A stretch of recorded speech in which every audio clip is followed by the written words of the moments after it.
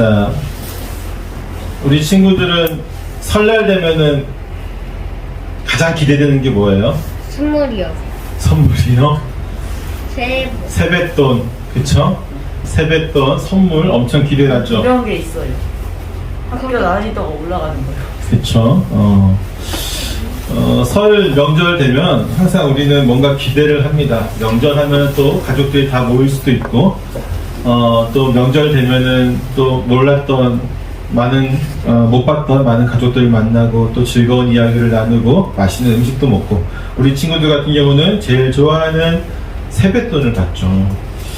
자, 이번 주가 바로 민족의 명절인 설 주간인데, 여러분, 이스라엘 민족은요, 명절 때 어떻게 했을까요?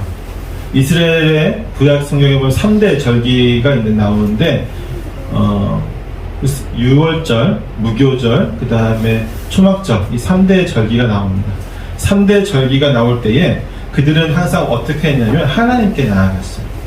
우리는 명절 때 서로 모이잖아요. 가족끼리 모이는데, 이스라엘은 하나님의 명령 아래서 그들은 명절이 되면 하나님께 나아갔습니다. 그들은 하나님과 함께 하는 명절을 통해서 믿음을 보이며 또 하나님이 자신들의 삶의 주관자이심을 분명히 나타냈습니다. 그들은 명절에 하나님 앞에 나아가기 위해서 이스라엘 방방곡곡에서 성전이 어디 있어요, 여러분? 예루살렘에 있잖아요. 예루살렘으로 모여들었어요. 예루살렘에서 가까이 있는 사람은 당일날 가고, 또 멀리 떨어진 사람은 뭐 한 달 전부터 이렇게 성전으로 향했던 것이죠. 그리고 그들은 시편 120편에서부터 134편에 나오는 성전에 올라가는 노래, 이 찬양을 부르면서 예루살렘을 향해서 나아갔습니다. 그들은 성전에 나아가는 것은요, 기쁨의 노래와 함께하는 즐거운 날이었던 것입니다. 억지로 성전으로 나아가는 것이 아니라 하나님의 말씀에 율법에 따라서 억지로 나아가고 또 절기니까 의무감에 나아가는 것이 아니라 찬양을 부르면서 기쁘게 나아갔던 곳이 바로 이 명절날이었던 것이죠. 왜냐하면 이스라엘 민족에게 하나님은 모든 기쁨의 근원이었기 때문입니다.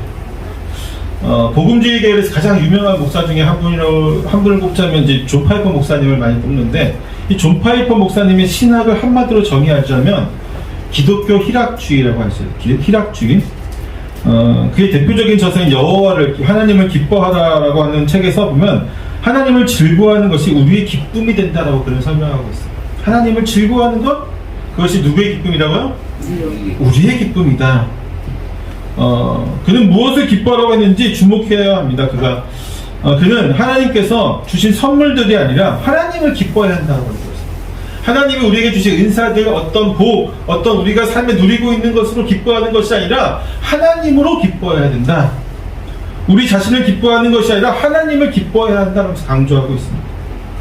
이와 같이 존 파이프 목사님의 말씀을 가장 잘 표현하고 있는 말씀이 내가 여러분에게 여러 번 강조했던 거죠. 여기 웨스트민스터 소유림답 제1문 우리 몇 번이나 했던 거죠. 인생의 제일 되는 목적은 무엇입니까? 라는 질문에 답이 무엇이었어요? 하나님을 영원롭게 하고 영원토록 그를 즐거워하는 것입니다. 하나님을 영원롭게 하고 영원토록 그를 즐거워하는 것이다.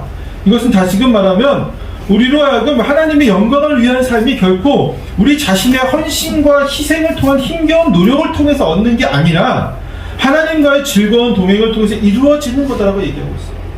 하나님을 영화롭게 하고 하나님께 영광을 돌리고 하나님이 높아지는 것이 결코 우리의 희생으로 이루어지는 게 아니라고 하는 것이죠. 우리가 희생하고 우리가 주를 위해서 희생해야 돼, 헌신해야 돼, 우리가 무엇을 바쳐야 돼, 이게 아니라는 거예요, 여러분. 뭐라고요? 하나님께 영광을 받으신 그 모습 자체가 나에게 기쁨이 돼야 돼요. 우리 어린 친구들도 있지만 우리 어린 친구들 생각해 보세요. 중학교 친구들, 내 엄마 아빠가 남들에게 칭찬받으면 기분이 좋아요, 나빠요? 좋아요? 나빠요? 좋죠. 우리 시온이 선생님이 지나가다가 어떤 선생님이 그랬어요. 시온이 참 똑똑하고 잘하네. 시온이 부모님이 대단하신 것 같아. 시온이가 열심히 했는데 시온이 부모님이 칭찬을 받았어요. 그러면 기분이 좋아요, 나빠요? 좋죠. 시아 아멘이도 시아 아미니가 친구를 도와줬어요. 봉사했어요. 친구를 도와줬는데 선생님이 시아 아미니 참 착하네. 부모님이 되게 훌륭하신 분인 것 같아 하고 부모님께 영광을 돌렸어요. 시아 아미니 기분이 좋아요? 나빠요? 기분이 좋죠. 내가 잘했는데, 내가 물론 잘한 건 맞아요. 내가 봉사도 하고 내가 착한 일도 했는데, 그거를 통해서 내 부모님이 칭찬받고 내 부모님이 영광 받으니까 누구도 기쁜 거예요? 내가 기쁜 거예요. 우리의 그리스도인의 삶이 그렇다고요. 믿음의 사람들이 사는 삶이 바로 그런 거예요. 하나님을 위해서 내가 헌신해야지, 뭘 해야지 하면서 내 것을 막 힘들게 어렵게 하는 것이 아니라 하나님께서 영광 받으시고 세상 사람들이 하나님을 찬양하고 하나님을 높여드리니까 그것이 누구의 기쁨이 되는 거예요? 내 기쁨이 되고 내가 더 하나님의 영광을 위해 살아가야지 하는 선순환이 이루어지는 거죠. 그것이 우리의 삶이 되어지는 것입니다. 오늘 본문의 시편 기자 역시 마찬가지입니다. 특별히 그가 기뻐하는 것은 여호와 하나님의 통치하심이에요. 여호와 하나님의 통치하심. 누군가의 통치가 기쁨이 될 수 있는 것은 그의 통치가 온전히 우리의 마음과 하나가 될 수 있을 때일 것입니다. 때문에 우리는 이 땅에 수많은 통치자들을 만나고 때로는 선거와 투표를 통해서 우리 스스로가 통치자를 뽑기도 하죠. 얼마 안 남았죠. 이제 2달도 안 남았는데 이제 투표를 해서 우리가 통치자를 뽑죠. 하지만 우리가 그 뽑은 통치자를 100% 만족합니까? 때로는 우리가 뽑지 않은 사람이 대통령이 되기도 하고, 내가 투표를 열심히 해서 내가 지지했던 후보가 대통령이 되기도 해요. 근데 내가 지지했던 대통령이라고 할지라도 그의 모든 정책이 나를 만족시키는 건 아니에요. 그렇죠? 우리가 정치가를 뽑는 것을, 투표를 최선이 아닌 차악을 뽑는다라고 하는 것도 바로 그러한 맥락에서 말하는 것이겠죠. 하지만 그리스도인들은 하나님의 통치하심을 온전히 기뻐하는 존재입니다. 믿으십니까? 정치가를 뽑는 게 아니죠. 우리의 모든 삶을 통해서 기뻐하는 존재가 바로 하나님의 백성인 우리인 것이죠. 그분의 모든 삶을 통해서 우리는 기뻐할 수 있습니다. 오늘은 바로 그 하나님의 통치를 우리가 얼마나 잘 알고 있으며 얼마나 참된 기쁨을 누리고 있는지에 대해서 좀 깊게 생각을 해보려고 합니다. 본 시편의 기자는 청자들에게 지금 하나님을 찬양하라고 명령하고 있어요. 거기에는 인간만이 아니라 온 땅에 있는 모든 만물들이 모두 하나님을 찬양해야 된다라고 말하고 있습니다. 이러한 찬양이 자발적인 마음에서 나오기 위해서는 먼저 찬양하는 이의 마음이 하나님의 통치하심이 온 땅에 가득한 것을 온전히 인정해야만 합니다. 만약 그가 하나님의 통치하심을 온전히 인정하지 않는다면요, 그는 하나님께 온전한 찬양을 드릴 수 없을 것입니다. 우리는 어떨까요? 우리는 진정으로 하나님의 통치하심을 인정하고 있을까요?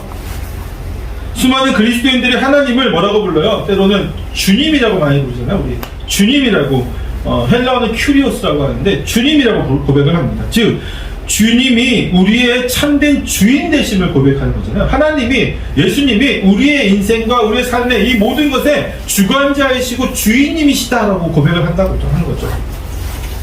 이 고백은요, 하나님이 우리의 삶의 주인이시며 우리를 인도하는 분이심과 더불어서 이 세상의 참된 주인이시다. 그 누구도 아닌 그 하나님이 이 세상 모든 만물의 진짜 주인이시다라고 하는 고백을, 그러한 의미를 담고 있습니다. 즉 우리가 의식하고 주님이라고 고백하든지 아니면 무의식적으로 그냥 주님이라는 말이 붙어서 고백을 하든지, 우리가 주님이라고 하나님을 부를 때에 그분이 온 우주를 통치하시고 계시는 분이라는 것을 우리는 분명히 우리 입술로 날마다 고백하고 있다고 하는 것이죠. 그래서 기도할 때라든지 어떻게 우리가 말씀을 나눌 때라든지 주님 하고 얘기할 때는요, 그냥 입에 발린 말이 아니에요. 그분이 우리의 주인 되신다는 것을, 마스터, 나의 주인님, 그분의 말씀이 우리의 삶의 모든 것을 인도하신다는 것을 고백하는 것이죠. 이러한 우리의 고백은 자연스럽게 우리의 모든 삶과 사회의 정의와 세상의 흐름이 하나님의 통치하심 아래에 있음을 믿는 것입니다. 또한 주님의 통치하심이 온전히 이루어지기 위한 삶을 살아가는 것이 우리의 삶의 진정한 목적이 되어야만 합니다. 그런데 우리의 삶의 모습은 과연 하나님의 통치하심을 온전히 인정하고 있는 삶을 살고 있는지 돌아봐야 되겠죠. 내 삶을 돌아보고 우리 주변의 그리스도인의 삶을 돌아보고 교회의 모습들을 돌아봤을 때 과연 우리는 하나님이 이 땅을 온전하게 통치하고 있는지를 믿고 있는지, 우리는 또한 그러한 삶을 살고 있는지에서 우리는 사실 의문이 들 때가 많이 있어요. 의문이 듭니다. 우리는 얼마나 하나님의 통치를 인정하고 있을까요? 지금 우리의 삶 속에서 나 스스로는 하나님이 이 땅을 도대체 얼마나 통치하고 있는 것을 느끼고 있으며 또한 인정하고 있을까요? 하나님의 통치하심을 온전히 인정하는 사람과 그렇지 않은 사람을 나누면 여러 가지 나누게 될 수가 있지만 가장 중요한 분명한 차이가 있는데 그것이 무엇이냐면 바로 찬양이에요. 찬양. 본문의 시편 기자가 말하고 있듯이 하나님을 온전히 찬양하는 사람을 살아가는 사람만이 하나님이 이 땅의 통치자이심을 온전히 인정하는 사람입니다. 만약 우리의 입에서 찬양보다는 불만과 불평과 짜증과 분노의 외침이 더 자주 나오게 된다면 우리는 입으로는 하나님의 통치하심을 믿는다고 할지라도 실질적으로는 그분의 통치하심을 온전히 믿고 살아가는 존재가 아니에요. 왜냐하면 그분의 통치가 온 세상 가운데 온전히 임하고 있다는 것을 믿는 사람이라고 한다면 지금 당장 나에게 나의 삶과 내 삶의 주변에서 이루어지는 모든 상황들 가운데서 내가 스스로 느끼기에 어떤 불이한 일들이라고 느껴지는 것, 또 내가 피해를 봤다, 또 내가 억울한 일이 있었다, 뭐 이런 여러 가지 불이한 일들이라고 생각되어지는 수많은 일들이 나에게 닥쳐온다고 할지라도 그는 불만과 불평이 아니라 찬양을 할 수 있어요. 왜냐하면 하나님의 섭리는 반드시 이루어질 것이고 그분의 섭리는 반드시 선하게 역사할 것이고 그것이 바로 하나님의 통치이기 때문이죠. 결국 하나님의 통치를 믿는 자는 당장의 상황을 보는 게 아니에요. 당장의 환경과 상황과 내가 이루어진 일들을 보는 것이 아니라 이 세상의 주관자이신 하나님 그분이 어떻게 이 땅을 통치하실지를 바라보면서 결국은 나에게 지금 어떤 일이 닥쳐도 내가 찬양할 수 있는 것이죠. 때문에 다니엘의 세 친구인 사드락과 메삭과 아벳느고는 느부갓네살 왕이 그들을 활활 타오르는 풀무불에 넣으려고 하는 그 순간에도 하나님의 통치하심을 믿고 있었죠. 그들은 하나님이 풀무불과 왕의 손에서 자신들을 건지실 것을 믿는다고 이야기하면서도 뭐라고 다시 얘기하냐면 동시에 그리 아니하실지라도 왕이여 우리가 왕의 신들을 섬기지 아니하고 왕의 세우신 금신상에게도 절하지 아니할 줄을 아옵소서라고 당당하게 이야기합니다. 이 활활 타오르는 풀무불 안에 들어가도 하나님께서 우리를 머리끝 하나 다치지 않게 온전히 보호하실 것입니다. 우리는 그것을 믿습니다. 그러나 우리가 이곳에서 다 죽을지라도 하나님의 섭리를 믿는다는 거죠. 그것이 더 선한 것이라고 믿는다는 거죠. 혹시 그러할지라도 우리는 하나님을 원망하지 않습니다. 그리할지라도 우리는 왕의 신들을 저 우상들을 섬기지 않습니다. 왜? 그것이 하나님의 뜻이라면 그것이 더 좋은 것이라고 믿기 때문입니다. 이것이 하나님의 통치를 믿는 사람이에요. 당장 내가 힘들고 어려워서 하나님 어떻게 나에게 이러실 수 있습니까? 왜 나에게 이런 고통이 있습니까? 하나님 왜 나로 하여금 이렇게 어려움을 겪게 하십니까? 라고 하나님을 원망하는 것이 아니라 내가 이래서 무슨 믿는 게 무슨 나에게 의미가 있어 차라리 내가 신앙을 버리지 이렇게 도망가는 것이 아니라 그리할 때 더 하나님께 찬양할 수 있는 자가 하나님을 믿는다는 거죠. 하나님의 통치하심을 온전히 믿는 거예요. 이 땅의 우주 만물의 운행과 이 땅의 모든 기름화복과 생사화복 모든 것을 다 주의 통치 아래 있음을 믿는 사람만이 바로 그럴 때에 찬양할 수 있어요. 내가 돈이 없어도 찬양할 수 있어요. 내가 주변에 사람이 없어도 찬양할 수 있고 내가 환경이 나를 가장 피폐하게 만드는 그 순간에도 찬양할 수 있는 것이죠. 심지어 그 찬양하는 이들의 마음은 어떻습니까? 지금 즐거움과 기쁨에 가득 차 있어야 한다라고 본문의 기자는 말하고 있어요. 독재자의 폭력을 두려워해서 억지 박수를 치면서 그 업적을 찬양하는 것이 아니라 세대에 가까운 주입식, 지식을 통해서 아무런 생각도 없이 찬양하는 것이 아니라 그분의 모든 것을 기뻐하며 즐거워하는 마음으로 찬양하는 것입니다. 이러한 마음으로 시편 기자는 세상을 향해서 우리의 찬양을 받으시는 그분이 바로 우리의 하나님이다 라고 선포하고 있습니다. 여호와가 우리 하나님이신 줄 너희는 알지어다. 3절에서 당당히 얘기하잖아요. 여호와 하나님이 바로 우리 하나님, 나의 하나님이신 것을 너희는 알지어다 하고 당당하게 지금 이야기하고 있다라고. 사랑하는 성도 여러분, 하나님을 찬양하십시오. 찬양해야 됩니다. 우리의 모든 삶에 그분을 위한 찬양이 되어야만 합니다. 우리의 모든 삶이 그분을 위한 찬양이 될 때에 우리는 하나님의 섭리를 바라보게 될 것입니다. 정말 사드락과 메삭과 아벳네고가 했던 그 고백처럼 그리 아니하실지라도 우리는 찬양할 수 있게 될 것입니다. 그리고 세상의 모든 이들에게 우리가 찬양하는 그 하나님이 어떠한 분이신지, 그분이 바로 나의 하나님이 되심을 우리는 분명히 그들로 알도록 해야 되겠죠. 그럼 세상은 어떻게 될까요? 깜짝 놀라게 되겠죠. 당신이 믿는 그 하나님, 당신이 찬양하는 그 하나님을 나도 찬양하게 싶습니다, 나도 찬양하고 싶습니다, 나도 믿고 싶습니다 라고 하는 놀라운 반응들이 있지 않을까요? 3절과 5절에서 시편의 기자는 우리의 하나님이 어떤 하나님이신지 자랑스럽게 설명하고 있어요. 여호와 하나님이 나의 하나님이심을 세상은 알지어다라고 당당하게 선포한 그는 하나님이 우리를 지으시니고 우리는 그의 것이니 그의 백성이요 그의 기르시는 양이다라고 설명하고 있다는 것이죠. 그는 우리가 하나님의 통치를 기쁨으로 찬양하는 것이 너무나 당연한 일이라고 지금 말하고 있어요. 그분은 우리의 창조자이시며 왕이 되시며 우리를 구원으로 인도하시는 목자가 되시기 때문에 당연히 찬양해야 되지 않겠는가? 그런데 어찌 우리가 그분의 통치하심을 기쁨으로 찬양하지 않을 수 있으며 그분을 세상 만민들에게 자랑하지 않을 수 있겠는가라고 지금 반문하고 있는 것이죠. 또한 그분의 선하시며 인자하심과 성실하심이 영원하고 변치 않으시는 분이다라고 설명하고 있습니다. 그런데 어찌 우리가 그분의 통치하심을 기쁨으로 찬양하지 않을 수 있겠습니까? 어찌 그분을 세상 만민에게 자랑하지 않을 수 있겠습니까? 사랑하는 성도 여러분, 우리는 마땅히 하나님의 통치하심을 믿고 또 의지해야만 합니다. 하지만 만약 순간의 힘겨움과 또는 고통 속에서 그분의 통치하심이 온전히 믿겨지지 않는 상황이 된다라고 할지라도 정말로 하나님이 통치하는 세상이 왜 이 모양입니까? 라고 원망하는 마음이 나오려고 한다면요, 그럴 수 있잖아요. 그렇죠? 저도 그런 적이 많이 있거든요. 목사인 저도 힘겨운 가운데 어려움이 우리 삶을 닥칠 때에 원망하는 마음이 왜 생기지 않겠습니까? 인간의 연약함은 그렇습니다. 때로는 내가 믿음을 가진 것이 후회될 때도 있을 것입니다.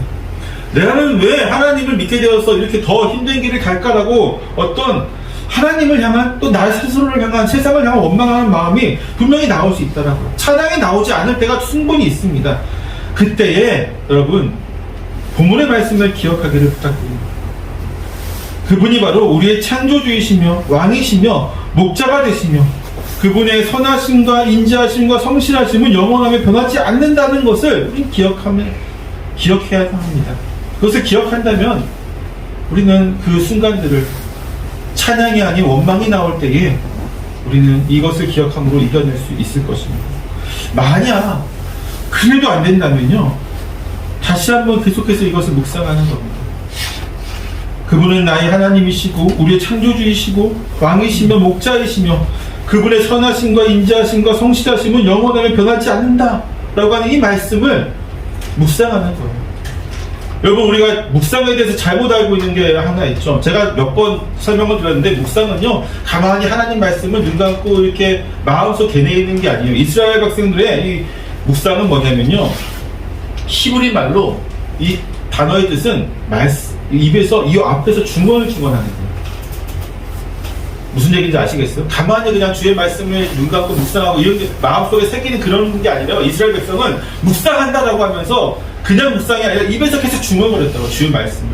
그러니까 여러분, 정말 제가 하고 싶은 말씀은 주의 통치하심을 믿는다고 고백할 때에 그냥 의미 없이 믿는다고 얘기하지 마시라고요. 정말로 내 삶의 힘겨움과 어려움 속에서도 주의 통치를 믿는다면요, 그것을 인정해야 됩니다.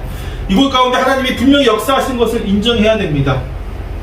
여러분, 욥의 고통을 보십시오. 욥은 잘못한 게 전혀 없는 사람이었어요. 단 하나도 잘못한 게 없는 사람에도 불구하고 알 수 없는 고난을 스스로가 당했잖아요. 물론 하나님께서는 계획이 있으셨지만 알 수 없는 고난을 당했을 때에 그는 하나님을 원망한 적이 없어요. 차라리 나를 죽여달라고 한 적은 있어요. 그렇죠? 너무 고통스러우니까. 정말 인간으로서 당할 수 있는 모든 고통을 다 당한 사람이잖아요. 가장 최악의 고통을 당한 사람이잖아요. 그 모든 고통을 당하니까 그가 차라리 나를 죽여달라고 한 적은 있지만 하나님 믿지 못하겠습니다, 나 하나님 버리겠습니다, 하나님 도대체 악하신 분이십니다라고 하나님을 원망한 적이 단 한 번도 없거든요. 왜 그럴까요? 그는 하나님의 통치하심을 믿었기 때문이죠.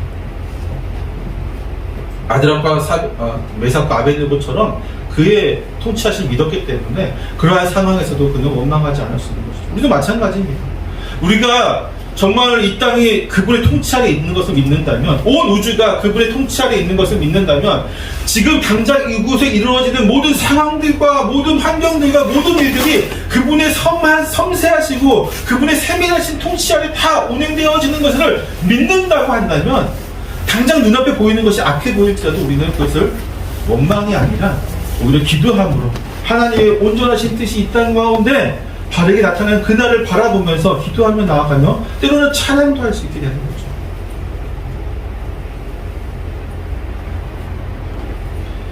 그것이 안 된다면요, 계속해서 묵상을 하라고. 입에서 하나님, 주님은 창조자이시고 주님은 주님 되시고 나의 인도자 되시고 구원자이시며 주분의 선하심은 영원하시고 인자하심과 영원하시고 변치 않으신데, 이것이 계속 입에서 묵상하세요. 중얼중얼하세요.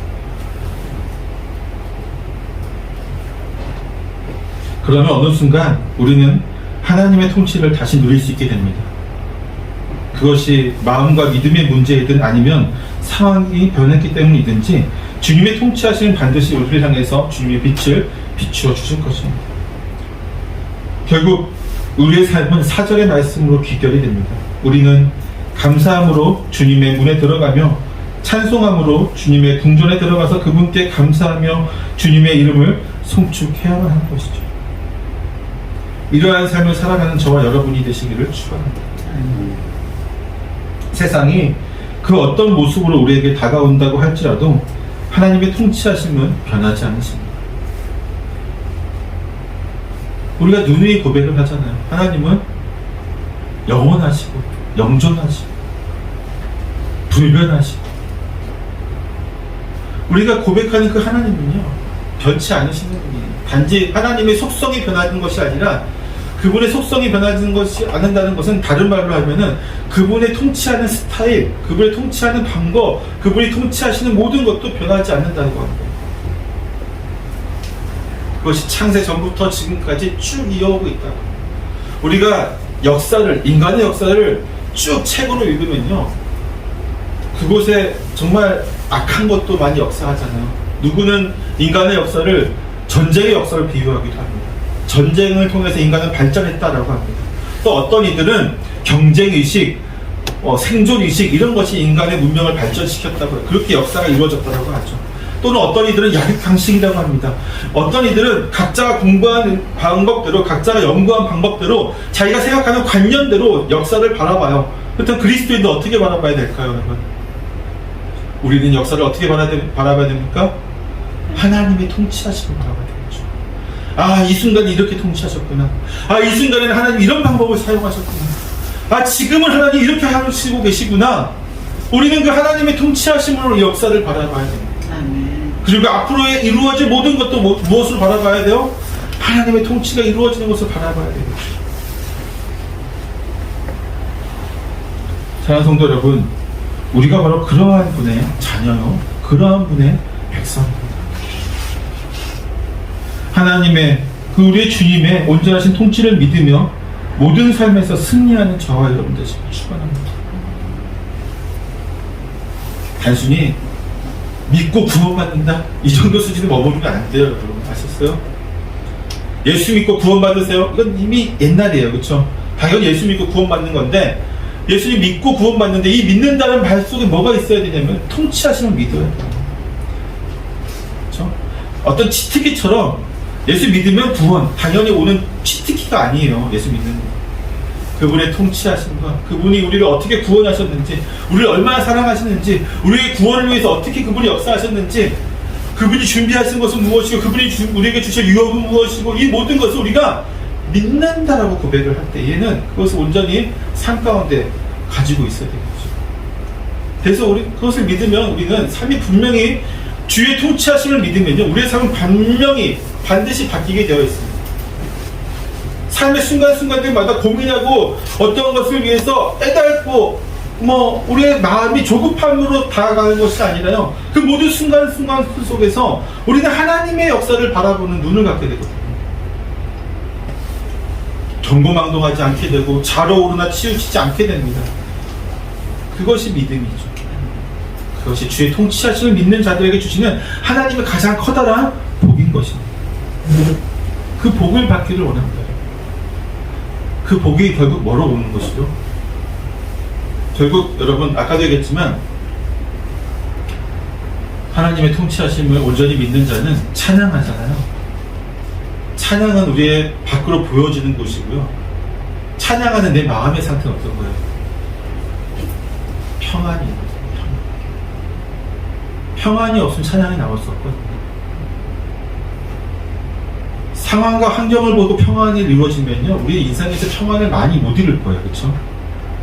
내 주변의 환경과 상황으로만 내가 평안을 누릴 수 있다라고 하면은 믿지 않는 자들도 그렇게 해요.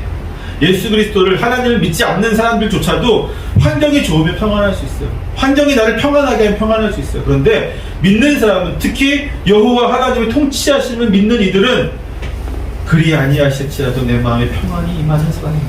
아멘. 정말로 저와 여러분이 그러한 믿음의 사람이 되기를 다시 한번 축원합니다.